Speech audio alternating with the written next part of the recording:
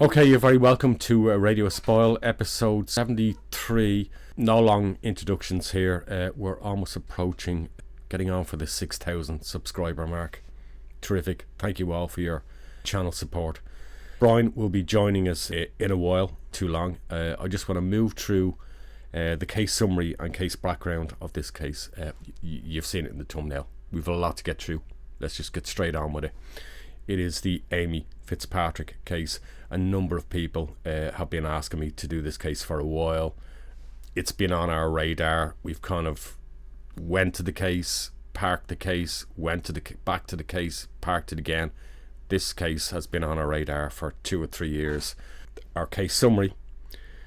On the night of January the 1st, 2008, 15-year-old Irish teenager Amy Fitzpatrick said goodbye to her friend Ashley Rose just before 10 p.m. after babysitting at a house in Riviera del Sol near Costa, Spain. She was walking the 10-minute journey home and vanished, never to be seen or heard from again, despite many initial searches involving hundreds of volunteers and police. In August 2008, Amy's home, which she shared with her mother Audrey Donoghue, her brother Dean, and Audrey's partner Dave Madden, as well as their lawyer's home, were broken into. A laptop with case materials and Amy's pink mobile phone were stolen from the two homes, the burglaries in the two homes in Riviera del Sol. Oddly, expensive items were left behind during these burglaries. Now in June 2009, Amy's mother Audrey received a chilling ransom demand for €5,000, $500,000, from a caller with an African accent, but this yielded no credible leads and was later considered a hoax. Private detectives later investigated leads about gangland, criminality and more wild rumours, which all came to nothing. Her family suspects foul play from the outset, and Amy's body has never been recovered despite multiple searches in the region over the years. More recently, Amy's family has pushed Spanish authorities to upgrade the case from a missing person case to a murder case. As of July 2025, the Guardia Civil remains open to leads while the family and their supporters continue to campaign for justice. We're going to take our first insert piece here. Please forgive the quality. It's not great quality, particularly the picture. This is very early on, and I think it's around 8 or 9 days after the disappearance. Okay, so let's take a quick look. I think it runs to about 2.5 minutes. The story of missing Irish teenager Amy Fitzpatrick. It's literally every parent's nightmare that your child could simply vanish off the face of the earth. 15-year-old Amy disappeared on New Year's Day in Mijas near Fuengirola on the Costa del Sol. The police search was slow to get started, but now there's intense activity as the Spanish authorities are out in force looking for her. Meanwhile, her family can only wait and hope. It's the dream of many, a place in the sun. Gone the grey skies of home, worries and strife. And it's here that Amy Fitzpatrick's family moved 5 years ago. But in the last 9 days, their ideal world has been turned upside down. Amy lived along with her mother, brother and stepfather near the resort of Fuengirola in the south of Spain, in an area known as Riviera del Sol. On New Year's night, she disappeared, having left her friend's house in nearby Calypso, where she'd been babysitting, to make the journey home. The search effort has largely been focused on an area of wasteland in between, a shortcut the teenager regularly took. This is the path that Amy Fitzpatrick took that night, an unlit, lonely track surrounded by undergrowth. But search teams have found nothing here, no sign of the 15-year-old. And if she has indeed vanished, it's without a trace. At a news conference yesterday, Amy's mother Audrey made a desperate plea for her daughter to return home. I just want to appeal to anyone who may be holding Amy against her will. Please, let my baby Bunton go.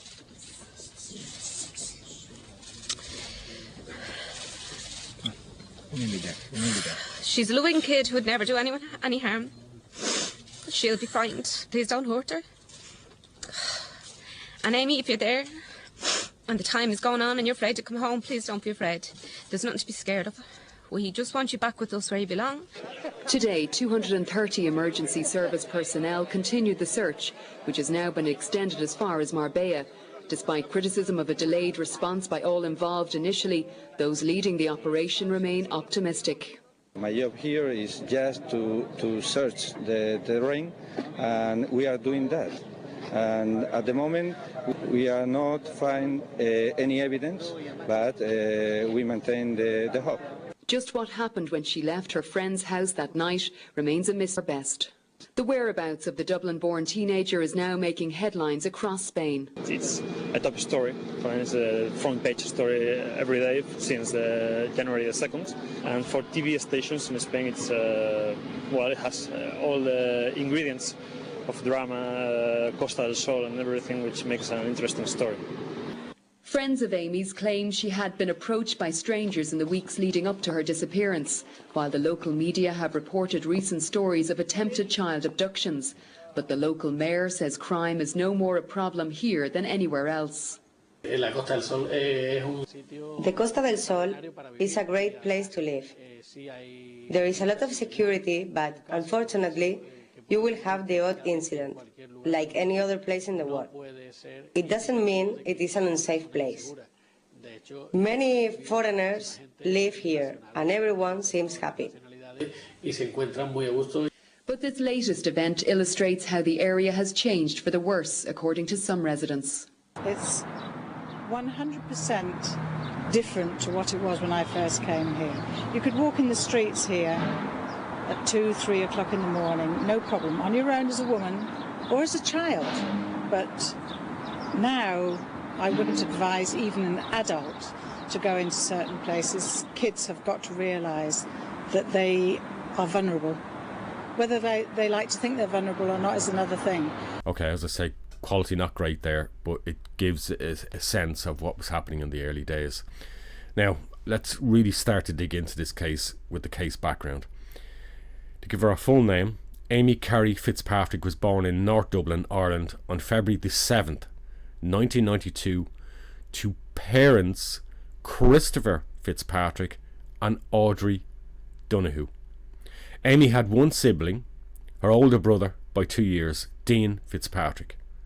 Her parents moved to several housing locations during the late 1980s to early 1990s, and that included Malahide, Coolock, Darndale, before ultimately they settled in their first permanent house in Clare Hall, Donaghmede, Dublin. Amy was a bright, feisty and independent child even in her early years, but there was a degree of shyness to her in uncertain surroundings. She attended St Catherine's School in Artane, Dublin. She loved music, swimming, animals and had some early aspirations to become a vet. Before Amy moved to secondary school, her parents had separated in early 2001. Now, Audrey was on her own with young Dean and Amy. Audrey's mother, who lived close by, would help out with childcare while Audrey worked. By 2002, Audrey had met Dave Mahon from Santry, then a hard-working taxi driver with a bit of an entrepreneurial flair. Mahon had left school early at 15 years of age, worked a taxi with his father. He also dabbled a little bit in car sales, but ultimately he moved into property, buying his first house aged 21. Now by 2004, he'd acquired and passed through several properties. Dave Mahon was beginning to scale the property ladder, at home in Ireland, but more so abroad in Spain. For Amy, then 12 years of age, with a mother and her new partner, Audrey was then divorced from Christopher Fitzpatrick. 2004 would bring big challenges to the family as a new collective unit. Dave's real estate business was steadily growing, with multiple properties and an income pushing into the low millions. He was spending half his working time in Spain, commuting back and forth to Audrey and the 2 kids. It was a no-brainer. There was a better life for them all in Spain. Or so they thought. In June 2004, Audrey took Dean and Amy on holiday for a few weeks. For weeks and weeks, she struggled to tell her children that this was going to be permanent. that they were enjoying it so much they could stay a few more weeks, and weeks became months, and finally Audrey knew she had to tell the kids that this was for good. This was just the beginning of the Amy Fitzpatrick story. There are many twists and turns in it, and boy there are. Let's start with our timeline and where best we actually begin with. But first of all, we're going to go to Brian. Brian, you're very welcome. Thanks, as Mick. always. Thanks, hello, folks. Yeah. Thanks for tuning in. Brian, Yeah. early thoughts on this one. Yeah, this is a humdinger. Shocking stuff. Yeah, shocking case. Bizarre stuff. Onto our timeline then. From the outset, none of us can claim to know what went on in the minds of Amy Fitzpatrick, her brother Dean Fitzpatrick, her mother Audrey Donoghue, and her partner Dave Mahon. These are simply the events timelines as they happened and the accounts of those still alive. Two of the above named people are no longer with us today, and let's not beat about the bush. Dean is dead, and very likely Amy too. This is a very difficult and complex case. Two of the people have had their say in books and in courts over many years, 17 years on at this time of recording. Two of them have not, Amy and Dean. They don't have a voice anymore. 2005, 2008. Eventually, Audrey and her two children, Dean and Amy, transitioned to their new life in Spain. The family finally moved from a Spanish apartment Dave had in Guadalmina into a home in the Riviera del Sol district in 2005. To ease both children into Spanish life after the summer holidays, both children were enrolled in Calahonda International College outside of the local public schooling system. Quite understandably, both kids had been through enough, and completing their education in English was paramount within an expat community where the transition would be easier. It came at a price, €20,000 per year per student. Dean and Amy had their own reservations. Dean settled a little quicker, being 2 years older. Amy took a lot longer to adapt. She did eventually accept her life in Spain, made new friends, and her schooling introduced her to a lot of kids from the UK, as well as local resorts close to her home where she could also interact with, we call them tourist kids, kids there for a 1, 2, 3 week holiday from Ireland and the UK. And Amy, to a degree, adopted a habit of visiting these resorts and socialising out of school with the tourist kids there and showing them the local places to hang out. And when I think about this, I kind of think that I can understand the importance of this to Amy. It allowed her to feel somewhat empowered and not the new kid on the block in town.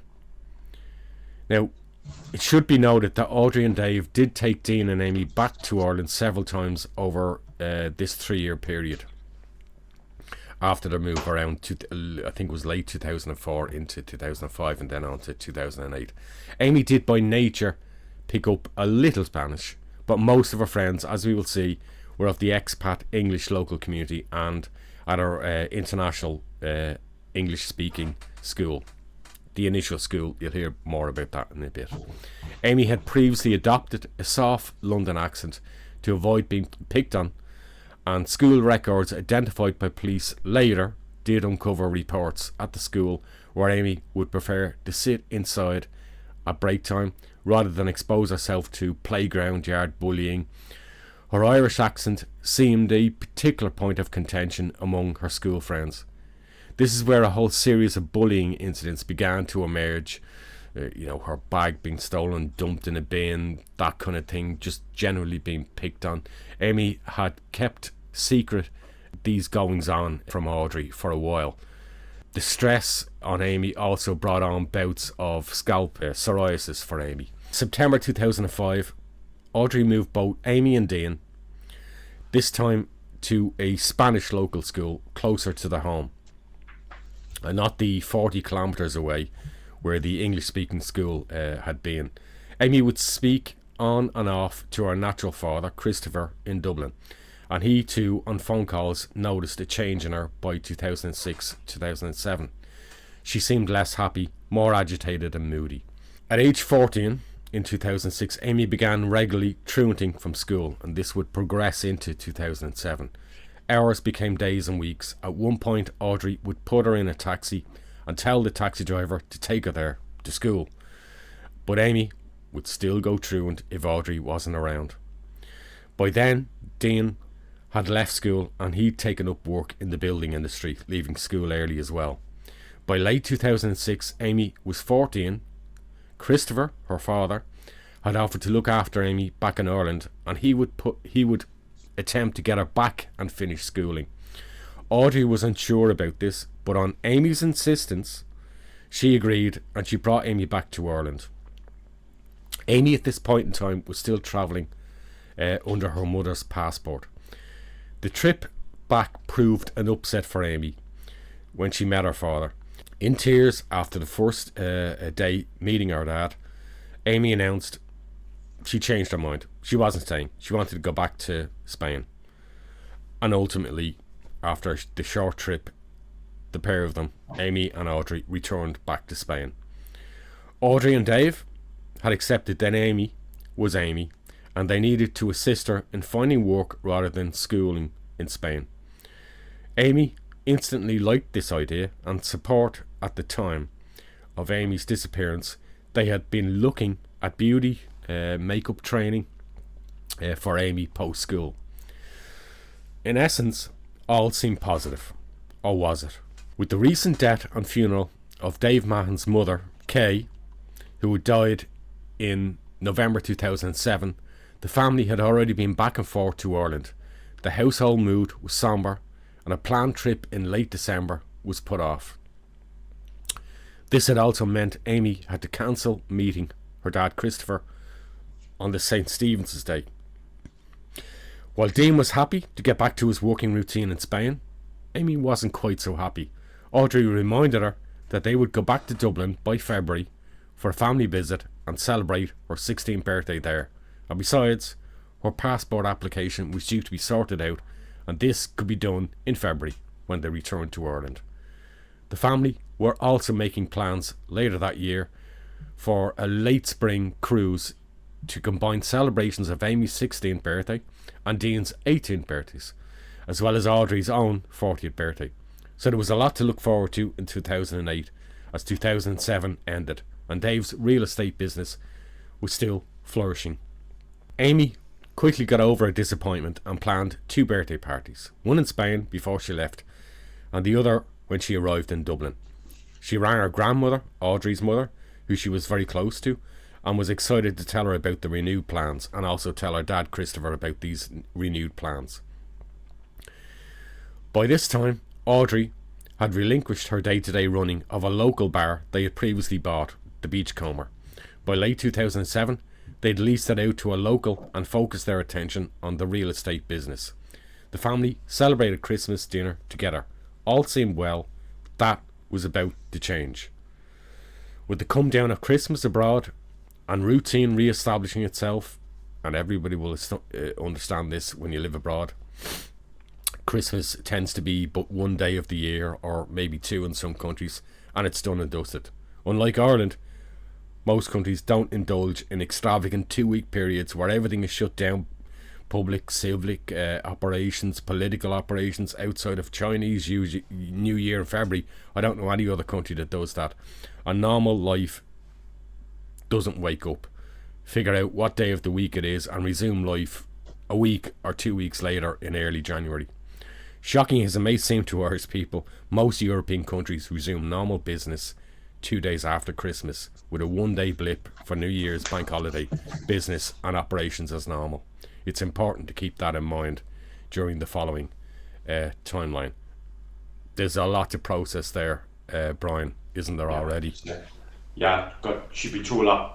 You know, she's only 13 with the the illness, the psoriasis flare-ups, and particularly for a girl on her head, on her hair. Yeah, and the bullying in school, yeah. The bullying and all that stuff then as well, like that has caused it, like, but it's it's hard being. She was an outsider as it was, but that was designed to kind of reduce that status a bit. But they were just as crude. They were there, like, well, not to say that. Sorry, I'm not prejudging any of the Spanish kids. They might have been a lot kinder to her, like, but you think having the common language would have. The common English language, with English kids, and it seems that's why the family had sort of subtly noticed she'd adopted this sort of soft-spoken London accent, maybe to I don't know, appeal more and be more fit in, and unfortunately that's what kids do, you know. I remember as a kid, because I was somewhat quiet and bookish, being bullied and accused at school that I was adopting an American accent.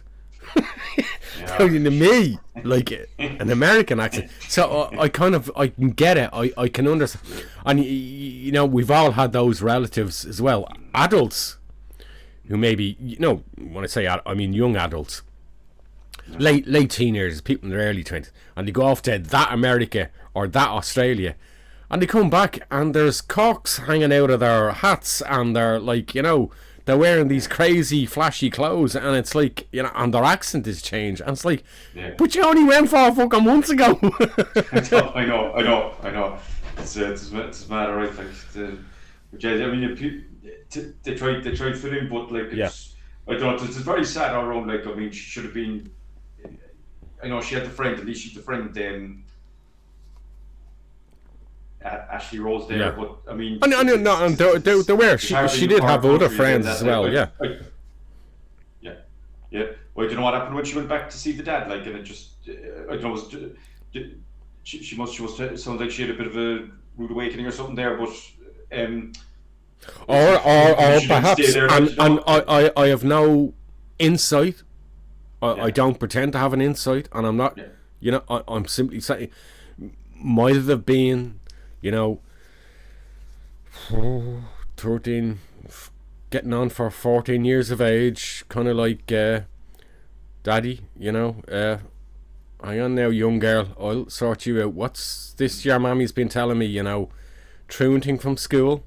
You know, I know, okay, you've been bullied, you know, come on now.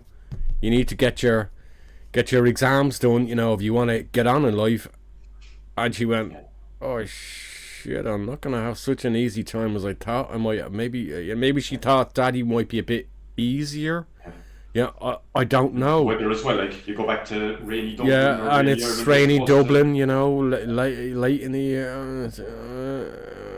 Maybe this isn't such a good idea, you know. So the adventures change, over, then, like, you know, but then, geez, like, in hindsight, she'd be better off she stayed there, like, you know, she'd have been back in school in the Irish system. They might have been bullies or, but like I say, she would have been better off she stayed there with her dad, like, but easy in hindsight. Yeah, and in fairness, like, I think her dad had settled, I think, with a late, and was there were, you know, he had also experience of raising, I think one or two other kids, you know, so you know, it wasn't that he was totally alien to raising kids and knowing, you know, the importance of bringing kids up and making sure they were properly schooled, and and so maybe she just that intense moment of seeing her dad for the first time in a few months, her realising that Mammy had been talking to Daddy and maybe told him an awful lot more than she thought he told her, and it was suddenly like, mate, it's not such a good idea, this, Well, you're shooting behind the exotic lifestyle in Spain with the sun and all that, like, and then back to reality there, like, anyway. So that's it. Okay, so we'll really we're gonna bed in now to the timeline, and we are now moving to the actual disappearance. Okay, so we're now moving to December the 31st, 2007. Amy is 15, getting on within, I think, what was it, Brian? 2 months. Two months to her 16th birthday. So, you know, 6 weeks away from her 16th birthday. supposedly, from what we can glean, a lot to look forward to. Okay, so 12 p.m. on noon on December the 31st, 2007. Big day, New Year's Eve. School is done for Amy, remember, at this point. She's not attending school now. Essentially, Audrey and Dave have accepted this is the way it's going to be. She wants to work. We think she's too young to work, but look, that's what she wants to do. It's better just finding a routine for her and supporting her in that aspect. Now, Amy, I suppose, a teenager with not much going on, had a tendency to sleep in. Okay, so it's noon when she arises. Today was no different. She spent most of the afternoon watching music on TV and also on her phone with a duvet around her on the couch. This was something that she did. In fact, I think Audrey in her book mentions this, that kind of Amy had already grown up with this idea since 2004 of Spain, warmer weather, but even then in Spain it could be chilly, and I suppose I think she took a little bit after her mother. She was, she did appreciate the warm weather, so this was kind of a thing where she'd come down, in Spain, even in December, wrapped in a duvet. She snacked regularly during the day, and as questions were raised on plans for the evening, she made it clear that she was spending the evening with her friends. She would elaborate on that later in the day. At 5:30 p.m, life was back to normal. Amy had left her Spanish-speaking local school. She was done with it, and already her and Audrey were making plans for her to get work training in beauty, makeup, or a salon locally. That was the plan for her. Amy was happy with that at this stage, and prior to that, Amy had become good friends with Ashley Rose, an English girl living nearby, and who also went to the Amy's La Cala Spanish local school. They'd become close friends over the past year to 18 months. Ashley was 2 years younger than Amy, lived with her mother, Debbie Rose, in Cala Los Olivias, but within the Riviera del Sol community. I think about a little bit more than 1 kilometre from where Amy lived. We're actually going to take a look at that in a map, and I still have questions about the reports on that. Debbie had asked the girls if they would babysit. That's Ashley's younger sibling, because she wanted to go out. Debbie wanted to go out that evening, New Year's Eve, and that she was fine with Amy staying over an extra night if the two girls wanted to do the babysitting on the New Year's Eve and then could enjoy the following day, and if Amy wanted to stay another night, the New Year's Day night, she could do that if she wanted to, and the girls would have more time themselves to do their own thing. Audrey knew Ashley and her mother, and as the Fitzpatrick family planned their New Year's Eve in Dublin, and Dave and Audrey planned their plans in Spain, it was clear Dean wanted to head out and stay over with his friends, and Amy had her plans. So they all had their own separate plans. This left Audrey and Dave home alone without kids, and while suggesting they have a night in together, Dean and Amy were having none of it. Audrey and Dave decided to head out later that evening to have a drink and meal, because they didn't have the kids. At 5:40 p.m, Amy leaves home and heads across to Debbie Rose's house to babysit with Ashley. According to police statements later, this is the last time she was ever seen by her family: Dave, Dean and Audrey. At 9 p.m, Audrey and Dave have headed out to Harmon's Bar in Cala de Moiges, local, not far away. 5 kilometers. Yeah, is it Moiges? Mijas. 5 kilometers from their house in Riviera del Sol. Now, at midnight, 12:10, 10 minutes after midnight, we're now into literally January the 1st, 2008. In a noisy bar celebrating New Year's Eve, Audrey takes her phone from her handbag and sees missed calls from Amy. She calls Amy back and they wish each other a Happy New Year's Eve. Happy New Year, I can hear you. Don't get too drunk, ma'am. I'll talk to you tomorrow. Love you. It is that classic late night phone call in a busy bar. Dave asks Audrey to just check her phone again, that the call log on it, and because he wants to know where Amy is phoning from. Audrey checks it and she sees clearly it's Debbie Rose's landline number, and they both feel comforted in that she is where she claimed to be. Remember, she's been thrown from school, has her occasions of doing disappearing acts. This will be an important detail in our timeline. Now, 1:20 to 1:30 a.m, Debbie Rose arrives back home to her apartment. The two girls are still up watching TV and listening to music. January the 1st, 2008. This is what we would call the formal day of disappearance. Audrey is circumspect when Amy is returning home. She's already aware that she might be spending an extra evening with Ashley.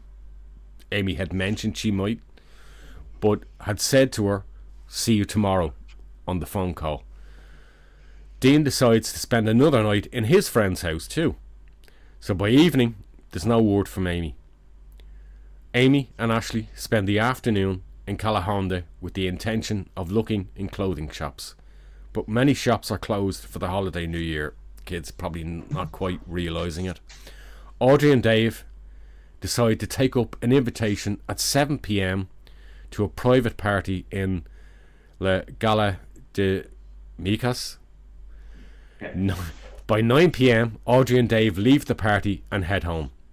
At 9:30 p.m, they notice Amy has still not returned home. Audrey states that Dave goes to bed not long after they get home. Again, Audrey concludes, well, Amy's staying over the other night, like she mentioned she would, but yeah, okay, that's she'd be okay. However, there's no communication made to actually confirm this situation.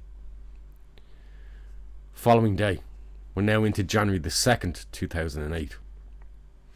It's back to work and the normal routine for Audrey and Dave in their business. They leave for work together around 9 a.m. Most of their business is now meeting people in public through bars and cafes, expats from Ireland and the UK interested in buying property.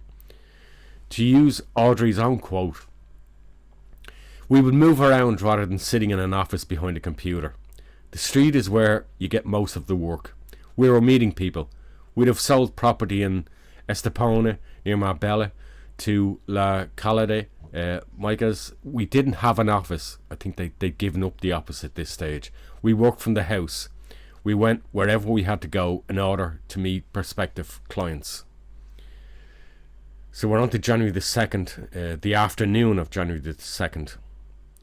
Audrey Donoghue states in her memoir that she was up the walls with worry at this point. That's page 47 for anybody who does actually have a copy of the book. Please find my Amy. And we have a copy of the book and we have read it. Amy is taking liberties now. She hasn't even rung me. 3 p.m.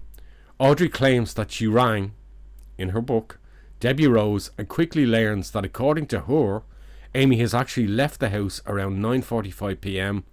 on the previous evening of January the 1st, New Year's Day. Ashley had walked with Amy a little of the way and then returned home to Debbie. Debbie was up early to work the following day, and you kind of get the suggestion Debbie wasn't maybe as keen on Amy staying over. She had to get to work. She'd be leaving the girls there on their own. And that, you know, Amy decided, yeah, okay. She asked Amy to stick to the main roads walking home and not take shortcuts.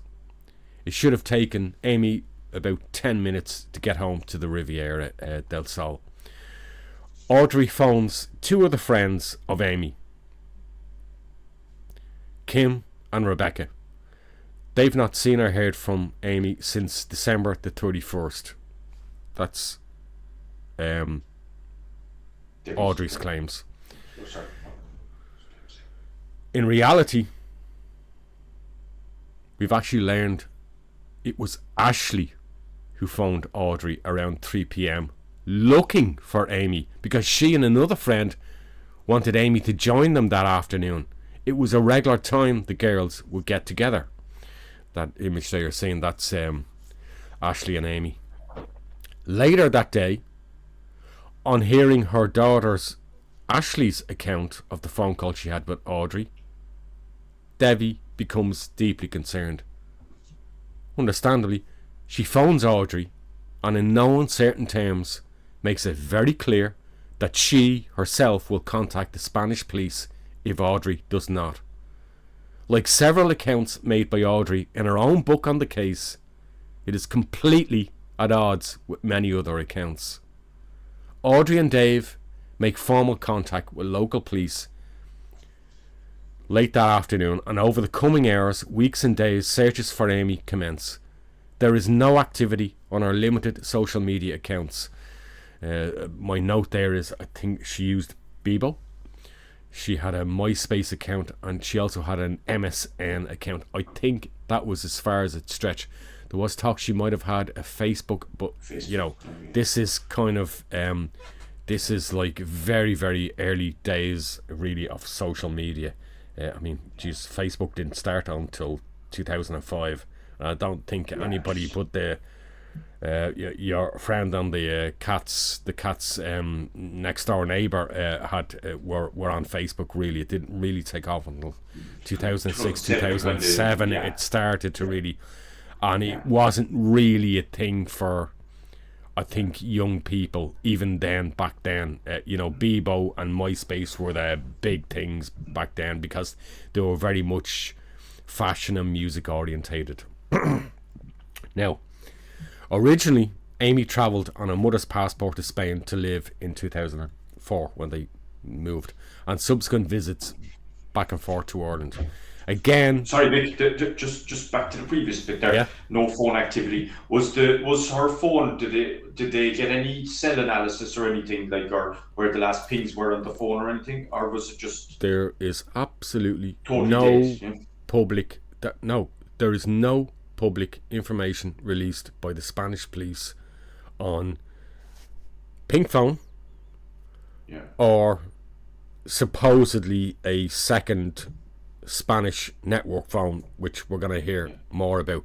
They've now, other than to say there was no activity or anything of concern to them. That's as much as the Spanish police, and the Spanish Portuguese police regarding particularly very early days on cases like this.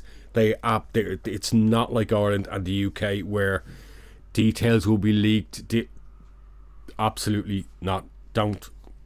They don't. It's closed shop. They don't go there. Other than beyond Spanish media reporting that sources from the police have said there was no further activity on her phone after that date. That is as far as we can go. Yeah. Now, originally, Amy, as I said, travelled on her mother's passport. Again, there's some discrepancy here. Audrey never quite makes it clear in a reference in her book. She alludes to Amy getting Amy's passport sorted out for the cancelled Christmas St. Stephen's Day visit in early 2008. Remember that they put the trip off until February. Later media reports claimed Amy did not have a passport whatsoever. So I assume the reference in Audrey's book, although she doesn't really make it clear, I assume the reference that's been made is in relation to the issuing of Amy's very first passport for the first time. Because I had also read media reports predated back to this time that we're reporting on it, claiming that the police had said there was no movement or activity on her passport. Well, she didn't have a passport, so there couldn't be. So those initial searches following Amy's disappearance, a search involving hundreds of people was launched. At this point, the local and national Spanish police did not know whether they were, what on earth they were dealing with here. Was it a missing person, or could it possibly be an abduction? Despite weeks and months of effort, countless searches, no trace of Amy is ever found. We're going to listen to, I think this was the first, I suppose, really, this would have been 2008, May 2008. It's a BBC appeal, and really this was when the case outside, I suppose, of Ireland was, and maybe locally within Spain, but I don't even think this case in Spain was getting total national coverage. It was more localised to the, I think, the Fuengirola, Malaga areas with the local police. This was really the first heavy mainstream coverage that the case got, and it's May 2008 BBC coverage, and we're gonna show that here. Now, looking for Amy, the 16-year-old has been missing since New Year's Day this year. She'd been babysitting and vanished on the way home. Now, she lives with her family near Marbella in Spain. Amy's mum, Audrey, and stepfather, Dave, have flown in to be with us here this morning. Morning to you both. Thanks for coming here. Audrey, let's just take you back to what happened. She'd gone babysitting, hadn't she, on New Year's Eve? She was babysitting New Year's Eve, rang me at 12 o'clock to say Happy New Year. See you tomorrow. That was all fine. The next day she stayed, because up half the night on the computer, the usual, they don't get up till the afternoon. So it was the next evening that she walked home, about 10 o'clock that night, but she never got there. When did you start to worry then? Dave, when did you start worrying? Well, we actually thought she was going to stay another night, which wouldn't be unusual. So we didn't, without letting us know. We didn't really worry till the following evening. The following evening, till we rang Ashley. And as she said, she made arrangements. She walked home at 10 o'clock that night. She made arrangements to see her at 6 o'clock the following evening. Then we contacted the police. So she'd been gone missing actually for some time before you actually... Yeah, before we actually knew, yeah. We just thought she was still up at the house. Yeah, so she's not gone missing for a length of time before, but as you say, she'd overstayed or not let you know that she was coming home. Yeah, well, it was just the usual. Then when I saw her that she wasn't there the next day, it was one of these, well, she's after doing it again. She stayed over without letting us know. Okay. So it wasn't a major thing. Till the next evening when I was thinking, well, she's, you know, messing around now. You have to phone. And she said no, she had walked home the previous evening. Now, this obviously happened in Spain, so why is it you're here? Why do you need help from people who are here? We live in a very large English community. They get up in the morning and go to buy their newspaper like everybody else does, and there's nothing in the paper about it. So a lot of people still don't know, even though it's 4.5 months now, and they still don't know about it, and that's the main reason for this. A lot of people in Spain watch this programme. Okay. We watch it every day. It's all over the Irish news, it's all over the Spanish news. Right. Our community is mostly British expats that buy the newspapers. OK, and just tell us a little bit about what she's like and what she was like as a little girl as well. Drama queen, big time. As a teenager, she loves acting, and that's why even the video, that's what she is. That's the way she goes on. She's just a normal teenager. And as a little girl, she was the same, or she was very vivacious? Yeah, she loves the limelight. She loves acting, and if she's not talking, she's singing. Right. And so she had lots of friends. She's got lots of friends out where you are in Spain, has she? Yeah, she's a lot of friends, yeah. And what about any leads, any ideas of where she may have gone to? How's it going? No, at the beginning the police thought she was a runaway. They don't think she's a runaway now because it's 4.5 months. Right. So they've no leads, nothing at all, absolutely nothing. And have you noticed that there's been a difference now that they're treating it not as a runaway case as well? Oh, they have said themselves they're not treating it as a runaway. They're definitely not. Even 2 weeks ago, the police done another search with the helicopters, the sniffer dogs. They've done it from day one, and they're still continuing to do it. And I know as well, you're sort of doing stuff on the internet as well, aren't you? I have to say a lot of that is because I'm not great with a computer, but a lot of that is family and our friends in Spain, in England and in Ireland have set up sites, and they've all of them, Facebook, Bebo, you know, everything. They've done all that set up for her. So it's not just people living there, also over the summer as well, people will be going to Spain and over the last few weeks as well. Well, especially now, this time of year, where apartments may have been locked up for the winter, and people are only starting to come down again now. So it's those people as well that will be able to keep a lookout. Yeah. And how are you coping? Because it's been a long time now. You must be really worried. Well, it's just doing stuff like this. And Just you're going straight. leaflets. You're going straight from here as well to Ireland as well, aren't you? Yeah, the main show in Ireland, the Late Late Show, we're there tomorrow night. Okay. And then back to Spain on Saturday, and then next week the main Spanish television down there, do them again. BBC appeal, very, very early days appeal. Brian, before we move on, Anton, you want to raise? Yeah, I think it's. I sort of watched you there, and you were puzzled by something.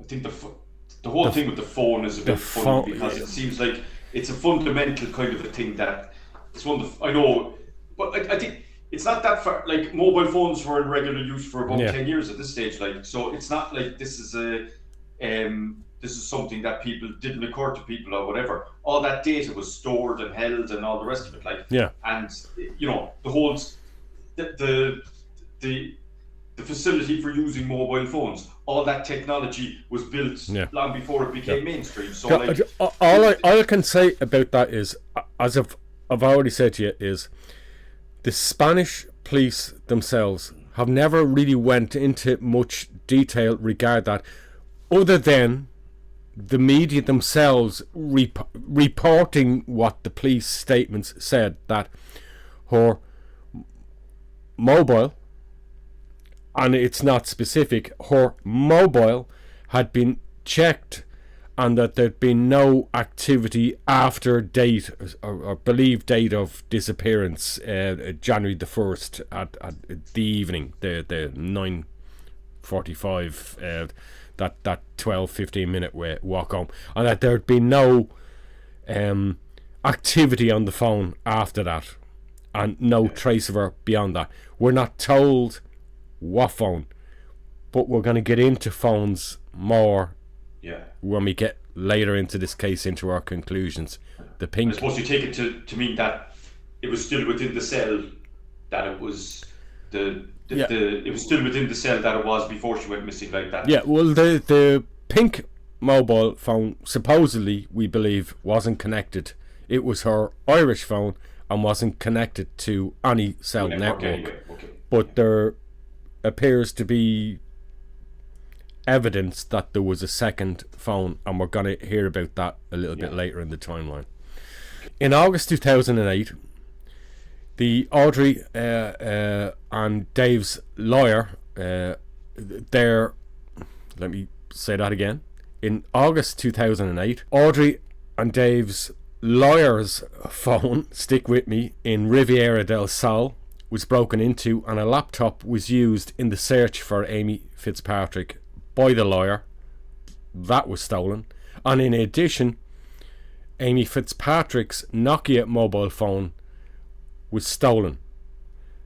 There's some conjecture as to where the phone was. Was it in Audrey and Dave's Riviera del Sol house, or was it in the home of the lawyer?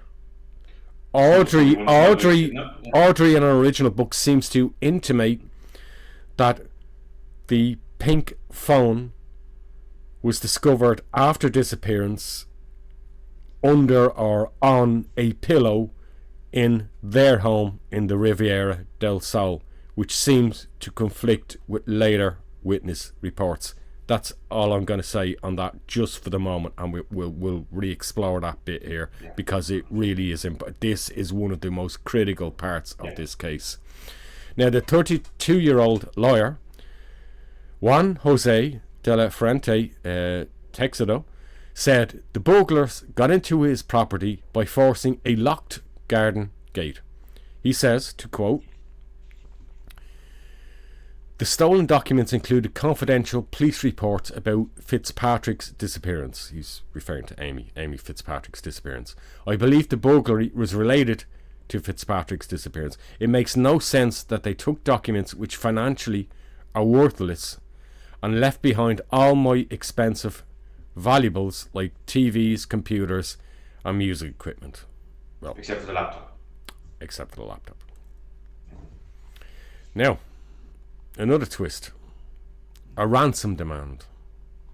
In June 2009, Audrey Donoghue received a telephone call from a man claiming he knew the location of Amy Fitzpatrick. Audrey described the caller as having an African accent, asking her if she was Amy Fitzpatrick's mother. In an article published by expatriate newspaper Euroweekly News, Audrey said, he went on to say he knew where she was. She had been kidnapped and was in Madrid, and the police were not allowed to be involved. So I agreed, of course.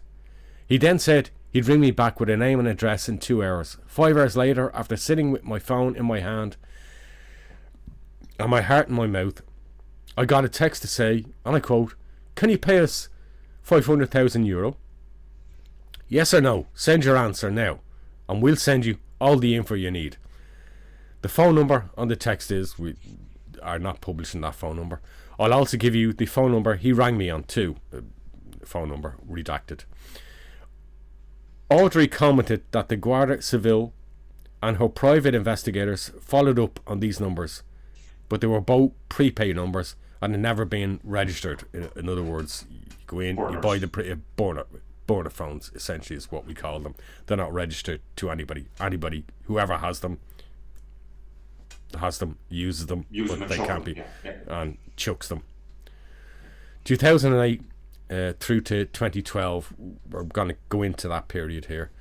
During this time span, Audrey Donoghue has taken on private investigators based in Barcelona who have been working on the Amy Fitzpatrick case since 2008. They're the same detectives who investigated the disappearance of Madeleine McCann in Portugal in 2007.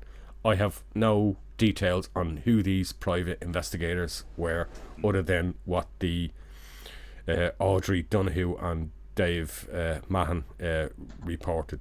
So I don't know. Was this to impress us or something that, oh look, they've worked on the Madeleine McCann case, they're working on it. It's funny we go to Barcelona, because it's totally like they talk like Spain is a federation. Spain is 17 different states, and they do like to handle things in their own areas. Exactly, Catalonia, and so even with they have different languages and so on. Like if, in parts of like Basque, Catalan, and Catalonia, and so on. And so like there is the federation there, and even some people go as far as to say Los Españas, the Spains, as opposed to Spain, because so like you generally they're different. It's more you're a lot more defined by your region in Spain than you are in and considering we're supposedly dealing with a missing child, essentially is what she was, a young child, 15, why wouldn't you have specialist if that's what you want, private specialist detectives who are familiar with the locale and the region in that area? Would seem to make more sense. Now, and I suppose the other thing as well, the sort of question, I know, look, we don't want to go down the rabbit hole, but was this lawyer retained or what? This fella, Fuente Tejido, was he Juan Jose, yeah, that's easier. Juan Jose, was he retained? Juan Jose Tejido. Yeah, exactly. Yeah. So was he retained, or was that the end of his part in the timeline? No, like it's just, I have. Like, you see, this is this is the thing. Juan Jose, he go missing. He disappeared into the ether. We don't. There is no mention of this detective years later. So presumably he gone. He not retained. Yeah. Now, December 2008. I told you there were twists and turns in this case. Father Christopher and Amy's aunt Christine Kenny hire a Nina, Tipperary-based private detective. Okay. He quickly uncovers timing anomalies in the case not disclosed before. A 1-year anniversary mass is held for Amy in the Church of the Holy Trinity, Donaghmede, Dublin, close to their former home, the parish. Attended by Amy's father Christopher, brother Dean, who's now aged 18, I think, 17 coming on 18, and other relatives, including her cousin Suzanne Kenny. After the mass, 20 white doves were released to symbolise all missing persons, while 53 balloons were also released into the sky. Some had personal messages written on them. It's very poignant, isn't it? Yeah. It's very, very sad, like the dad and the brother and the relatives, like, and then the doves, like. One was from Amy's father, and it said, "To my princess, I miss you so much, Dad." We're going to hear from that Irish private detective, and his name is Liam Brady, not that Liam Brady, private detective Liam Brady. We'll take a listen to that. And he claimed he is this already, at this point, 2008, getting into the case, he's already discovered anomalies. Let's have him have a say. At least Liam Brady went on record, on video, on news, and okay, let's hear from him. A relieved Christine Kenny today after getting the official DNA results. A body found earlier this week near where her niece went missing in the Costa del Sol isn't Amy's. I was absolutely delighted because, you know, there's always hope once nothing has been found. There has never been any evidence of Amy. So it's just every day it's a waiting game. Amy Fitzpatrick has been missing since January the 1st, 2008, when she failed to return to her home in Fringarola, where she lived with her mother and stepfather. Her Dublin-based father and her aunt hired Liam Brady, a private investigator, to find out what happened to the 16-year-old. There's a lot of inconsistencies in the timing. We have some people that are saying that she had left to go home at 9:45 that night, and had gone to the top of a particular road and turned left towards her home area. We have literally got witnesses now, and they've come to us confidentially to say that they she had been seen later that night. Mr. Brady says some people in Fringarola are too afraid to give evidence about the circumstances of Amy's disappearance. Some of these people have been intimidated, again, through various means and by different people. The case is an extremely disturbing one, and in fact it's probably the worst one I've ever had to deal with. Liam Brady says he has received a threatening email. It says, "Sometimes being too close means you are part of the problem, not the solution." The investigator is appealing for anyone with any information about Amy to contact him through his confidential website. I would definitely have my opinions on who would be responsible, and who would have most definitely had some part or act in it. With no clues as to where Amy is, her family and Liam Brady have vowed to keep on searching for her. Now, that's Liam Brady, private detective. We'll leave it there. He makes the claims of those timing anomalies, and that he straight away thought something is not right about this case. We move on to 2009. And again, this is where there are discrepancies. I am reasonably confident this is correct. Dean Fitzpatrick departs Spain, now aged 18 and a legal adult, returns to Dublin, Ireland, and lives with his biological father, Christopher Fitzpatrick. It is only fair that we record at this point in the timeline that Dean had been battling with the use of drugs since the age of 11. He had periods of self-harm and simply being around the wrong people socially.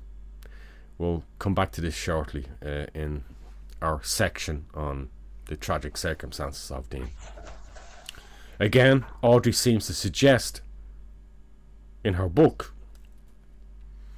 Dean didn't return to Ireland until later, when she and Dave returned there, or close to the time. That does not seem to chime with what the Fitzpatrick family have said. We know that Dean met his partner Sarah O'Rourke in 2010, where he'd already been in Ireland for a year, 18 months. They'd had a son, Leon, together and set up home in Lusk in the North County, Dublin area. But Audrey tells us nothing about this in her book. Now, in fairness, the book wasn't published until 2011. It seems a bit of a cobbled together book and pushed out quickly We'll talk about that again more shortly. So it's possible when it went to proofing and ready for publishing that this preceded the time that Dean had left, but I'm a little bit circumspect about that. We're going to take a piece from another major mass media, Sky News, who turned their attention to the case in 2009, and this is an interview with Audrey and Dave. What's interesting about this, I think, if I recall, they walk along the path that Amy supposedly took back from Debbie and Ashley's house back across to our own house, so you can get a visual image of it. And Dave even admits, I didn't know. Property seller, he says he didn't even know the path existed. But anyhow, make what you will of it from the piece. Here we go. In the early days, we didn't know whether we were coming or going. We were like children ourselves, basically. Now we're more focused. That's what gives us the determination to keep going on. We are very strong, very positive. But once or twice, we have literally fallen to our knees. This is where Amy walked from the house just behind us here up to our house. It's about a 10-minute walk. We didn't even know this laneway existed. The kids still walk this way. When Amy went missing after the second or third day, the Guardia were out here with the helicopters. They searched all the ravines around here with the sniffer dogs. They went through with a fine tooth comb, came up with nothing. If you look at the photograph and you just look at her face and see that's what she is like. She's always happy, she's always smiling. I'm not saying she's an angel, she's a teenage girl, but at 99% of the time she was quite content with everything that went on in our life and with us and our home, our brother. We don't want to think about Christmas. New Year's Eve, the last time I spoke to her. Stuff like that. I was just talking, we were at a party, she was babysitting, and they know the rule, the two of them know the rule. They always have to ring at 12 o'clock to say Happy New Year. We always ring each other. So she rang. Come on, take a break. Take a break. I'm alright. Come on, take a break. Happy New Year and I love you. I'll see you tomorrow. That was last.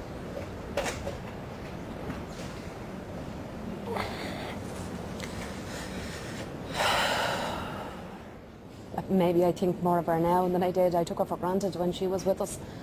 She's been there with me for 16 years. I'm sorry I took that for granted at the time.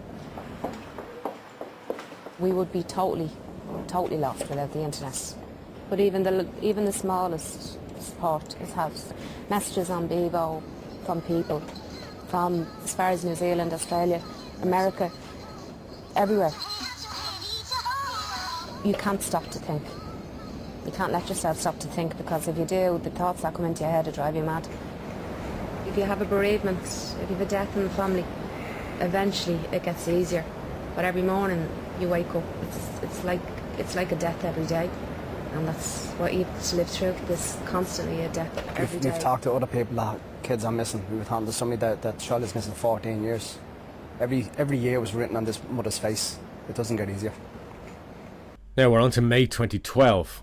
It was reported that an Irish gangland killer, Eric Lucky Wilson, how lucky can you be when you're a gangster, murdered her. Her parents believe that this particular piece of information is credible. However, a body is yet to be found. Amy was seen out with an older man on the night she disappeared, who her family now believe was Eric Wilson. Now, these are media reports, and I think you're beginning now to see that you've got Dave Mahon, Audrey Donoghue, and the Fitzpatrick family. So when you read media reports about the family, don't assume that. A police report from May 2011 claims that 3 witnesses have come forward alleging they saw Amy with a mysterious blonde woman in the Trafalgar Bar in Caledonian's El Zoco Centre hours after her previous last reported sighting. There was a number of these sightings which seemed to suggest that maybe Amy had went somewhere else, didn't go back home, and maybe was out in the district, the area afterwards. Ahead of what... that first one is very vague, like, isn't it? It's sort of, well, who saw Eric Lucky Wilson? Like, was it somebody... It must have been somebody who knew who he was. Mate of Eric's. Mate of Eric's must have seen him, yeah. Yeah, because it's a very specific thing to say. Yeah. Like, for a guy who's not exactly a household name, like, you know? The second bit is more specific. It says 3 witnesses came forward to say they saw her with a mystery blonde woman at a particular place. Like, whereas the first, that's very vague. Amy was seen with the older man, or somebody think the murderer. You know what I mean? Who the family believe was Eric Wilson. So that's very vague. Like, there's no specifics like in the second bit, like, you know. And the fact that the police report of May 2011 has the 3 witnesses coming forward, supposedly Amy in the company of a mystery blonde woman, I assume an adult, in the Trafalgar Bar in Calahonda. You tend to think more witnesses witnessing the same thing, there's more credibility to it. Yeah, and it was in a police report as well, as opposed to and in a complete thrown out into the ether, thrown into the media ether. Somebody said and thought, and maybe my cousin's brother-in-law, my granny's uncle's cat's brother. Yeah. Ahead of what would have been her 20th birthday, Amy Fitzpatrick's parents sought to bring a practice of cold case reviews to the EU. They campaigned on that part of it to pretty much escalate the case of Amy. So I mean that just highlights how young she was as well. It's 4 years and she would have just turned 20 then. You know, it's just kind of it just shows how that's what they were battling already at that stage. A very short life she had and tragic life like that. You know, she was only 15, like, and these years have passed since. Like, sorry, go on. Yeah, so it's full stop. 2012. Donoghue and Manton returned to Ireland. Audrey Donoghue and Dave Manton. They're moving. They're getting out of Spain and moving back to Ireland. They apparently would also, after this timeline, frequent and go back and forward to Spain, but predominantly they reset base back up in Ireland. So in a timeline, while it's important to continue with historic reported leads, we're going to stop at this point in the timeline. We've established that this case post 2009 is really just turning into a media circus, and there's all sorts of rumours and suggestions and rabbit holes, but nothing of any real substance is developing. Now, from silly distractions of ransoms and gangland criminality and traffic rings, a degree of collective calmness is required in a case like this. Otherwise, you head off down rabbit holes, and because people connected with this case want you to go down those rabbit holes. It takes them far away from the limelight as possible, and this has been a deliberate tactic by those controlling the narrative and media direction of this case over the past 15 years. We already know Amy's brother Dean had long returned to Ireland to his father. The family unit in Spain is just the couple, Audrey Donoghue and Dave Manton. So let's take back the control here in this timeline. In 2011, Audrey Fitzpatrick, as she continued to use the name, and you will have noticed at times I've used Audrey Fitzpatrick written here in the timeline, and at times I've used Audrey Donoghue. I've always been baffled and puzzled by this. It seemed that Audrey was happy to use Audrey Fitzpatrick even at this stage in media interviews. Now, in fairness, maybe that was the choice of the media, but she certainly didn't say, no, excuse me, my name now is Audrey Donoghue, my maiden name. She didn't do that. Maybe she believed there was some strength as a mother of Amy to use the Fitzpatrick name. Fair enough. And I think this was also some of the nub of friction between the Fitzpatrick family, Christopher Fitzpatrick and his family, and their relatives, and what was going on across in Spain. So Audrey Fitzpatrick, because that was the name used on the book, despite the fact that she'd been separated and long divorced for years, publishes a book, Please Find My Amy. This was a collaboration with journalist Michael O'Toole. Now, I'm going to be blunt. I've no idea why Michael O'Toole decided to untangle himself in this fucking family mess. The book was never taken on by any mainstream publisher and remains hard to purchase now. We did get a hold of a copy. No great surprise there that it wasn't taken up by a major publisher. Now, Independent, Star, Limited may claim they're no, you fucking aren't. You're a newspaper. You publish the Daily fucking Star. Piss off, will you? You're not a major publisher. However, as I said, we've had access to the book. It completely skirts around critical details. Real family history that might actually make more sense in this case that we've tried to do. Circumstances that must have been known to both Audrey and Michael O'Toole at the time. There's the book. Yeah, looks like a book put out by a major mainstream publisher, doesn't it? Yeah, the Amy Fitzpatrick story. Audrey Fitzpatrick. Yeah, Audrey Fitzpatrick. Audrey Donoghue.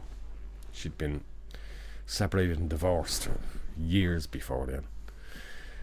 Amy is lost, missing here in Spain, and that seems to have been forgotten by the very people who loved her and have got caught up in their own created world that existed afterwards. Despite extensive searches, Amy hasn't been found. Her case has never been upgraded to murder. Why is this? Avoiding the media circus, we moved to 2011-2012 when Audrey and Dave moved back to Ireland. Now, why did this happen? It certainly wasn't because of attention. The case had pretty much by this stage died away in Spain. There were few of any critical developments, but almost immediately, 2011-2012, the family were back courting the media in understandable renewed attempts. Both the Fitzpatrick family, Audrey Donoghue and David Mann. That brought stress to all of the family, both sides, and it didn't end well. May the 25th, 26th, 2013. Audrey Dave back in Dublin. There is an altercation between Dave Mahon and Dean Fitzpatrick, Amy's brother. The 23-year-old, now 23, received a stab wound to the abdomen outside the apartment that his mother, Audrey Donoghue, shared with David Mann at Bornell Square, Northern Cross, Dublin 17. The wound proved fatal. Stabbed in the abdomen, the knife leaves a notch on Dean's spine. Dean bled to death and died. Dave Mahon fled the scene before he was later arrested. I did say this wouldn't end well. The state argued that then 45-year-old Mahon was drunk, angry and agitated when he thrust a knife into his stepson, wasn't his fucking stepson, was never his stepson, with deadly intent. Mahon claimed Dean's death was an accident or possible suicide, and that Dean Fitzpatrick had walked into the knife while they'd been arguing. Dean's partner, Sarah O'Rourke, gave evidence that Dean used to take relaxers. She also testified that she had asked him to move out just days before he died because he was selling tablets. She saw him with a black eye on the morning of the fatal row. He said he had owed someone money. A quarter of an hour before the fatal row, she sent him a text saying she was with someone else. She said it to hurt him. His father, Christopher Fitzpatrick, gave evidence that he was troubled during the last week of Dean's life. There was stuff going on with his girlfriend. As far as he was aware, the deceased couldn't see his child. Also, his sister, Amy, was missing. David Mahon told Gardaí that he and Dean had an up and down relationship. However, they had joined the gym together and both attended separately the day before the row. The deceased saw Mahon's bicycle parked outside and took the plastic water bottle off it just to annoy him. It worked. In truth, despite Audrey Donahue's protestations and claims years before, articles, interviews, pen to paper, ink, the printed book, Dave Mahon had never had much of a healthy and tranquil relationship with Dean or Amy. There always remained an undercurrent of resentment about the life they took on while late teenagers in Spain. Well, early teenagers for Amy, mid-teenage for Dean. Staff in the gym said there was nothing they could do unless Dave reported it, the theft of the water bottle, to Gardaí. But he said he wouldn't do that for a water bottle. However, he decided instead to contact his stepson, reported by the media, and sort things out. There's also evidence in court of a phone call that afternoon between Audrey and Dave, where Audrey tells Dave, this isn't in the timeline in front of you, I'm adding this in as it comes to mind that I probably should have put this in. Audrey tells Dave, listen, this nonsense with the water bottle, look, you two, you know, you're his father, you need to sort this out with him. That gives you the sense of mindset that was going on in this alternative world this couple lived. Dave Mahon spent much of that day drinking and phoning Dean Fitzpatrick. Multiple times he phoned him. Records showed several unanswered calls. Sarah O'Rourke said that Dave Mahon rang her and threatened to stab her in the neck if she didn't get her partner to call him back. David Mahon eventually convinced him Dean to come to his apartment. CCTV showed Dean entering the building at 11:06 p.m. and Mahon leaves 7 minutes later in company. It's not known if Dean noticed the photographs of his sister and Mahon's late mother strewn on the floor. Other family photographs and certs Amy had given the couple were found behind the building. So you can see this fracas spread out from the apartment out into the street. Mahon said that Dean had pulled a knife on him. Apparently Dean had taken a knife from, you know, the wooden blocks in the kitchen and sort of held it in front of him in the apartment, and that he, Dave, had wrestled it from him and put it in his back pocket. He said Dean had left, but that he, Dave, followed him out and took the knife out again to show him, you know, and said something to the effect of, you know, you don't pull a knife on your father again. Do you see what's going on here? There's a constant, how shall I say it, there's a constant prodding of each other all the time, using very particular words to incense the other party. Mahon claimed to Gardaí that he believed he had just nicked Dean with the knife, and having fled his apartment with his taxi driving friend Carol O'Toole, we'll give him his full name, they drove around for several hours into the early morning on Dave's request, keeping off the main roads and away from CCTV cameras. Carl would later tell Gardaí that Dave told him he believed the knife had went right through, revealing that he knew the injury to Dean was serious.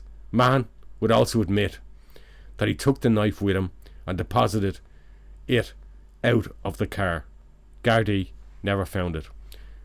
These aren't newspaper reports, these come from the testimony within the court and what was brought as evidence.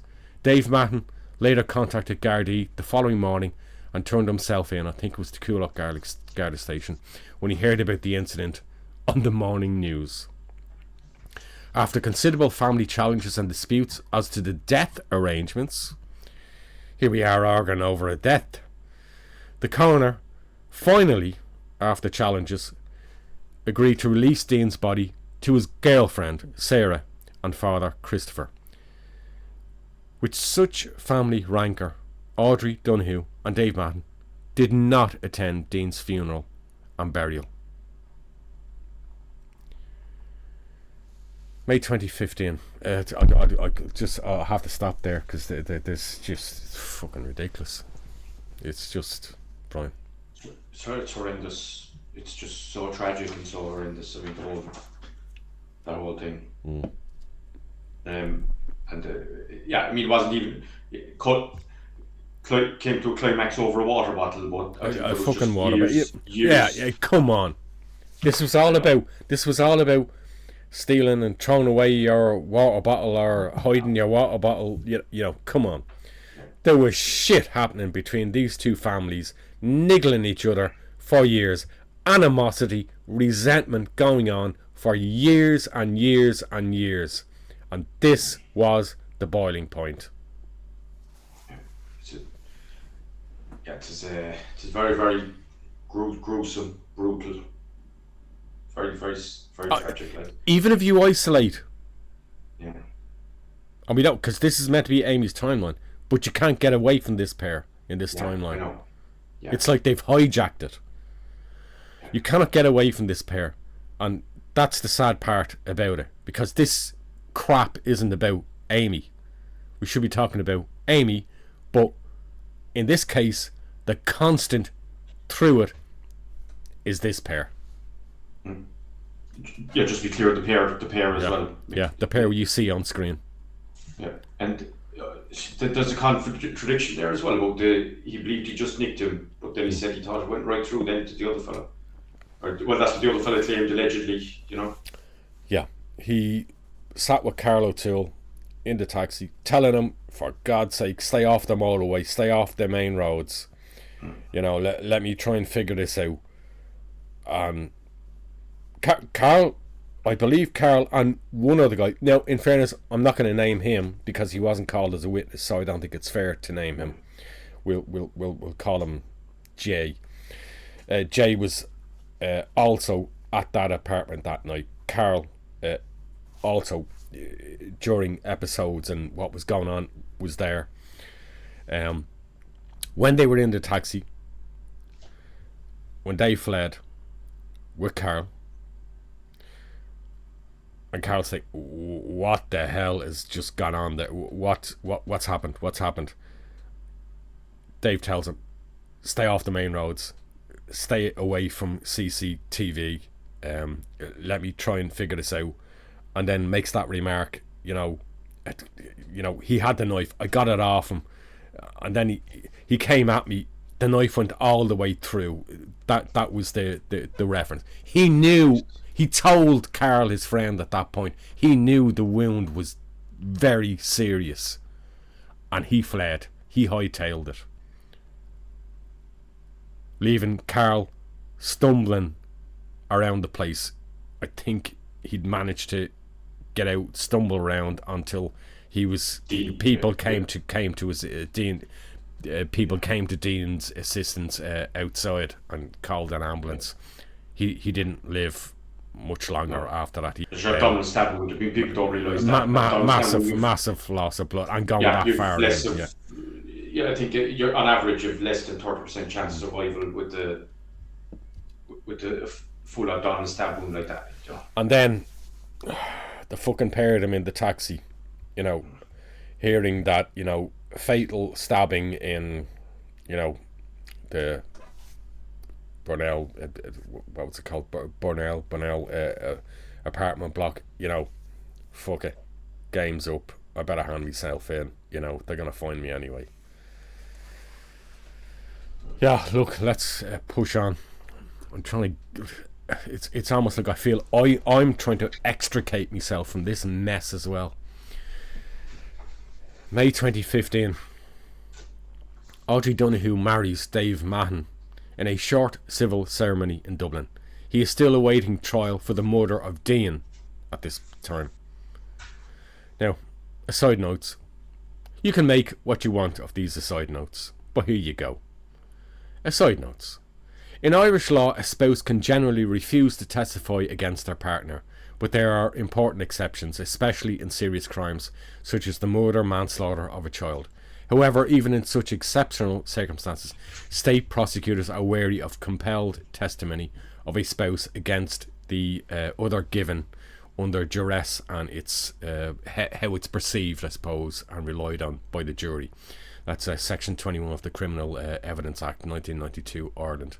In Spanish law, a spouse generally cannot be compelled to testify against their partner, even in serious criminal cases such as murder, including the murder of a child.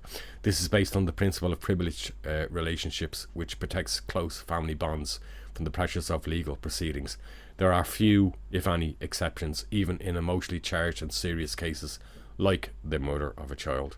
The legal protection of marital privilege remains intact. That is Spanish Criminal Procedure Act, Ley de Enjuiciamiento Criminality, specifically Article 416. We leave it there. Now, May 2016.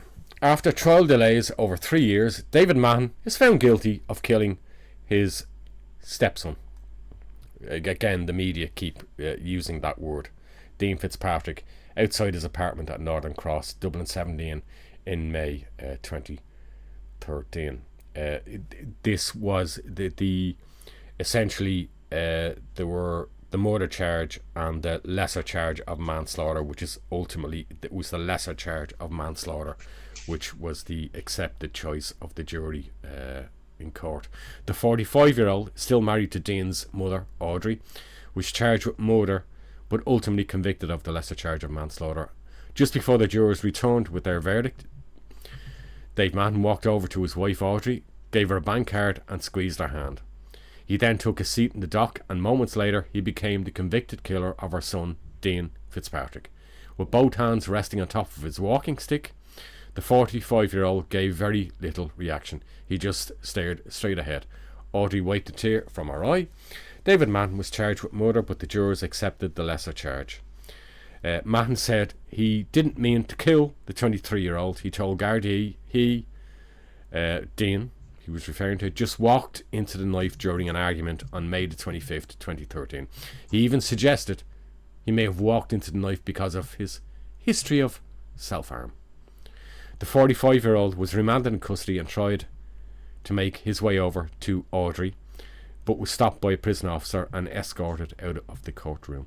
In what began as a case of missing Amy Fitzpatrick in Spain in early 2008, here we are, 8 years later, with a proclaimed stepfather convicted of the murder of Amy's brother, Dean. Just to be clear, maybe modern day family dynamics stepfather, inverted commas, this was a term used by Audrey and Dave Mahon, and the media went along with it in countless reports over the years, even to this day, 2025. And understandably, Christopher, Dean and Amy's natural father, and the whole Fitzpatrick family resented the use of the casual term. Never once, legally, ever, the stepfather of Dean and Amy Fitzpatrick during their lives was Mr. Mahon. Mr. Mahon. Now, mid-late 2016, Audrey Donoghue threatens and attempts to seek a court challenge via her lawyer to prevent the broadcast of a TV3 documentary featuring her and her then husband, David Mahon. TV3 withdraws the broadcast. Has never subsequently been broadcast. 2018, while in prison, David Mahon is diagnosed with cancer of the throat and nose in early 2018 and subsequently undergoes an intensive course of chemotherapy. He also undergoes a number of hip replacements and walks with a cane. I don't know how many hips Dave has. I have 2. Brian has 2. But okay, Dave had 3 hip replacements. Right. Now, July the 28th, 2021, this is 8 years after conviction. David Mahon walked free from Wheatfield Prison. He had to be moved from Mountjoy because he was getting a hard time from the boys and girls there. And at around 9 a.m. in the morning, having served 5 years for stabbing Dean Fitzpatrick to death in May 2013. Essentially, the attitude was, bad messed up boy, he fell in the knife, should have been paying more attention and care when I produced the knife to show him. Let us be clear, this is Dean, Amy's brother. How the fuck did we get here 8 years after Amy's disappearance, 2008, a family stabbing in 2013, and his, Dave's, release in 2021? And he returns to the loving arms of Audrey Donoghue on release, and they happily continue to dance the roses together, hand in hand, and make appeals for Amy's disappearance to be solved as if nothing like this ever happened over the last few years. 2023. Fresh from prison, David Matten publishes his book, claiming that it's easy for people to blame him over the disappearance of his stepdaughter, Amy Fitzpatrick, wasn't his stepdaughter, which he has always denied any involvement in. Mahan also spoke about how he's sorry for killing his stepson, wasn't his stepson, Dean Fitzpatrick, how he has no regrets about asking the likes of Irish mob boss Dan for help, and how he and his wife Audrey walk through hell every day. Because, like, that's what you do, you know, you contact and reach out to gangland criminals, you know, for help when your stepdaughter goes missing. Yeah, we reach out to great people and ask them for help. Except, Dave, maybe you were asking the wrong people. How much pain can our hearts endure? Woodbridge Publishers. This covers the disappearance of Amy's disappearance, and her disappearance in Spain in 2008, the killing of Dean, his stepson, his time in prison, and his battle with cancer and alcohol. Dave also goes into the period when he was young in North Dublin and his brother drowned. Now, it's another book, perhaps an effort to correct the previous record. As some of you might know, in a previous life, I was a publishing consultant. Woodbridge Publishing is a vanity press. At best, it's a pay-to-play publishing service. You pay them to publish your book. But when the Irish media started reporting on this book and doing reviews of it, I bet none of them told you that. Do you really think any credible publisher would invest in this book and all that happened in this case? Well, except maybe the Independent Star. Remember them? They were the ones who published the Irish Daily Star newspaper. Oh, and along with Mr. O'Toole and Audrey did that 2011 book, Please Find My Amy. Through 2021 and 2025, we're on to more constructive things in the Amy Fitzpatrick case, thankfully. The Fitzpatrick the Fitzpatrick family take hold of appeals for more information as to what happened to Amy, now driven by Father Christopher, who is in poor health, and Christine Kenny, Amy's aunt. They campaign outside the Dáil, Éireann, for justice for Amy, government buildings for people not Irish. They don't have a book, a bar, a house, an apartment, or a gripping story to tell. No £1 million reward. They are simply campaigning justice for Amy, plain and simple. We're going to take a listen to Christine and Christopher. I think it's Christine speaking in this when we hear it. And then we'll go on to our case analysis. Just before then, we'll take a piece from Brian. If it's upgraded to murder, they can start going and doing investigations and things like that. But unless that happens, we're not getting any further. See, at the moment, Amy's case is archived, so it means that they're not looking on Amy's case and haven't been looking on it for years. But it needs to be upgraded to murder, and this is what I'm trying to get done now. If it's upgraded to murder, they can start going and doing investigations and things like that. But unless that happens, we're not getting any further. So I'm just hoping that will happen. I don't think people realise she's an Irish citizen, and it's up to our government to do something about it. They've done nothing for Amy. And at the end of the day, she is someone's child, and she happens to be my brother's child. And I will fight, and my brother, unfortunately, he's not able to do it, but I'll do it. Nice to hear Christine Kenny speaking there, the aunt. And a few other voices in this case, rather than the loudest voices in this case. Brian? It's awful stuff, like, I don't know, it's like about 5 cases. Yeah, you couldn't script this. If you made this into a film, No, nobody would believe you. You'd be going, this must have happened in the America. This couldn't have happened in Ireland or Spain. This is just like bonkers, like, you know. Yeah.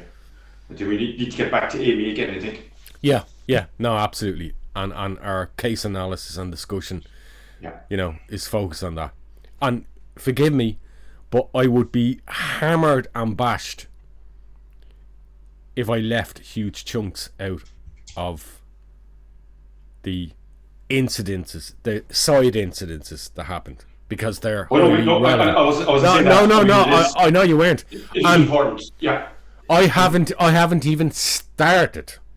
I could go into another incident with Mr. David Mahon regarding a 70-year-old pensioner in the last 18 months, which is seeing court appearances. I'm not even going to go there, like, because it's just too much of an aside. You will have to forgive me. I'm sort of old school. This one is fucked up, this case, and even trying as best we can to report on the timeline, we lose dear Amy in it. I really don't know where to start with this, and it's a mess, start to finish. You can lose a loved one once amid the pressures in all our lives. Shit happens, and by God it did in this case. But you don't lose Amy twice, and that is what I think has happened in this case over the last 17 years. A case with far too much drama, media fascination, fucking books, and just not enough brutal honesty in those books from the beginning. I've always stated that modern families are dynamic.